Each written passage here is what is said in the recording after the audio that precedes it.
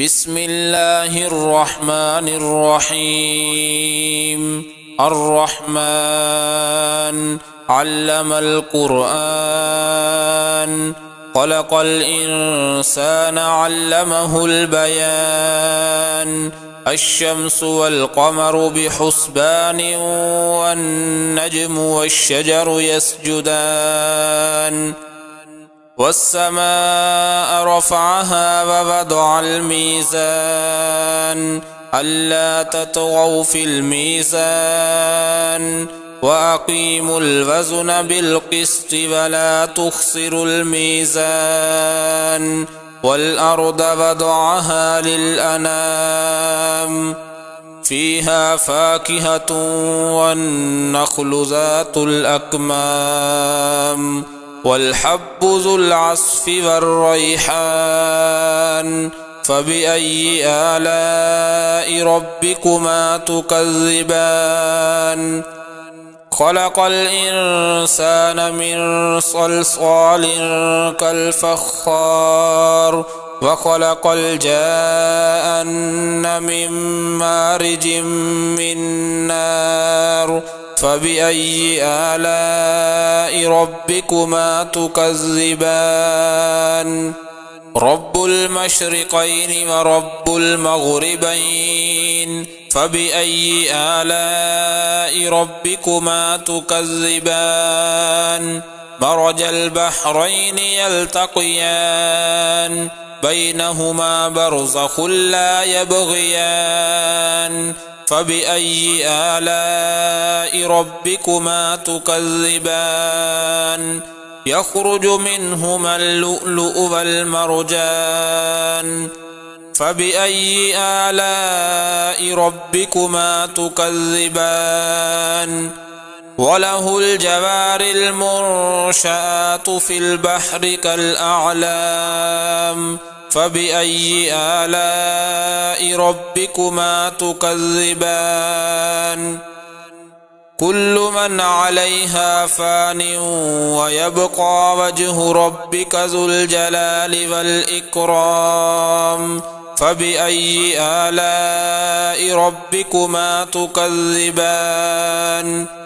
يسأله من في السماوات والأرض، كل يوم هو في شأن. فبأي آلاء ربكما تكذبان؟ سنفرغ لكم أيها الثقلان. فبأي آلاء ربكما تكذبان؟ يا معشر الجن والإنس إن استطعتم أن تنفذوا من أقطار السماوات والأرض فانفذوا، لا تنفذون إلا بسلطان. فبأي آلاء ربكما تكذبان؟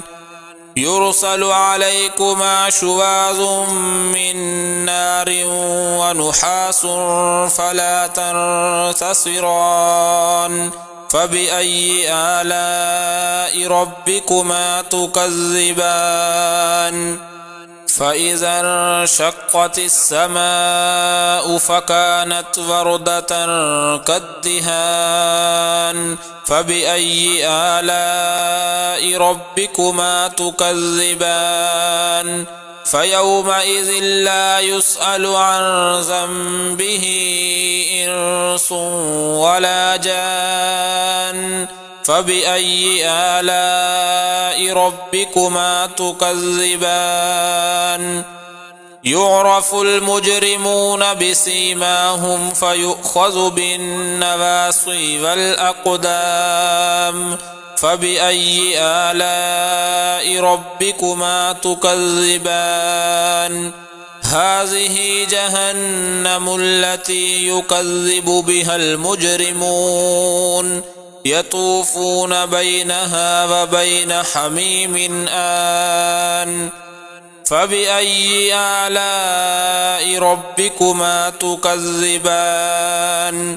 ولمن خاف مقام ربه جنتان، فبأي آلاء ربكما تكذبان ذواتا أفنان فبأي آلاء ربكما تكذبان فيهما عينان تجريان فبأي آلاء ربكما تكذبان فيهما من كل فاكهة زوجان فبأي آلاء ربكما تكذبان متكئين على فرش بطائنها من استبرق وجنى الجنتين دان فبأي آلاء ربكما تكذبان